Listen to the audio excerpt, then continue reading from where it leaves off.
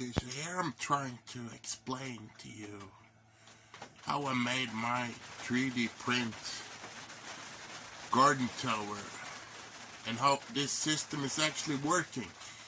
So let me tell you right now. I have on top of it some vacuum drain. They are old recycled coffee bottles.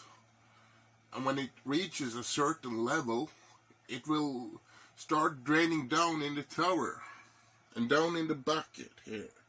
And it will get pumped up here in that bucket into the aquarium. I'm gonna look at the different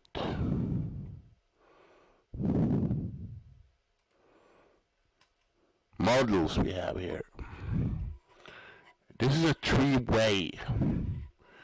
The reason I chose three-way is because these standard pods will not fit in all if you choose 5-way module.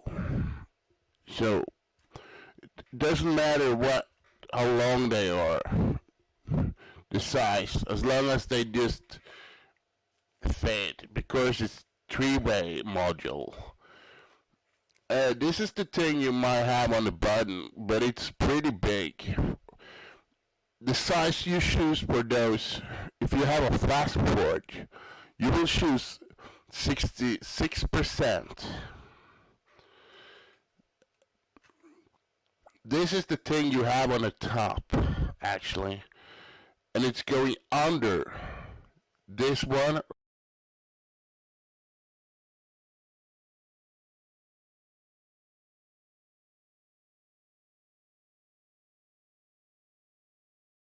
Models we have here. This is a three-way. The reason I chose three-way is because these standard pods will not fit in all if you choose 5-way module.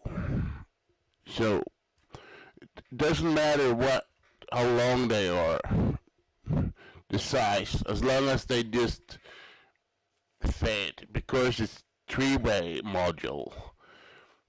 This is the thing you might have on the button, but it's pretty big. The size you choose for those, if you have a flash port, you will choose 66%. This is the thing you have on the top, actually, and it's going under this one or this one. You don't need both of them. This is only if you want to attach another thing that is on the top of the tower, where there are some vacuum water level bucket where it would drain a second one, but this is for the first one. This is where you attach the tube and it drains down here, or you can use that one. This is only if you can't print a big area on your printer. These parts I already told you. This one you actually don't need. And this neither this one. So I'm gonna remove them now.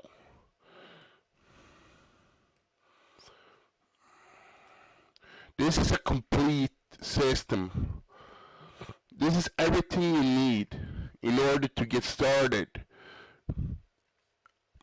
I removed all confusing parts. They work pretty well. And I made some few modifications to some of them.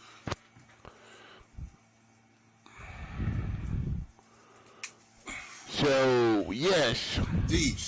That's it. They're beans. They are growing in numbers. And I also have a little bit UV light for the plants. It actually runs on solar panel system. Pretty cool, right? There are the batteries. So, yeah. And I'm going to take you through those steps, how you 3D print them and where you find the link. In these towers are great, and I'm going to show you how you can get started with it. Very easy. So color doesn't matter, but it looks more smashy with the same color on each. The color is not a big deal.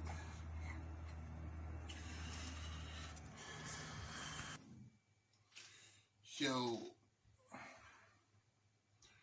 what you just saw was an entire system, an entire ecosystem in my greenhouse.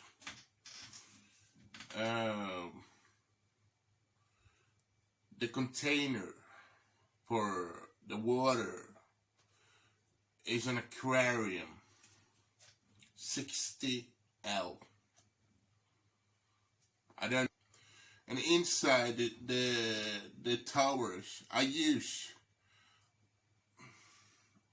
volcanic rocks and wood chips together. The wood chips are actually so it roots better, but it works. It works fine, and yeah. And right now I'm designing also Arduino computing system where thing will go a little bit more automatically, you know. And so what you do, if some parts doesn't fit in your 3D printer, you can split it up into 4 pieces, or actually more or less. And to be able to make this system work, you need fish in the aquarium, actually. Algae eating fish. And the water in the aquarium will be pumped up in the container on top of the towers.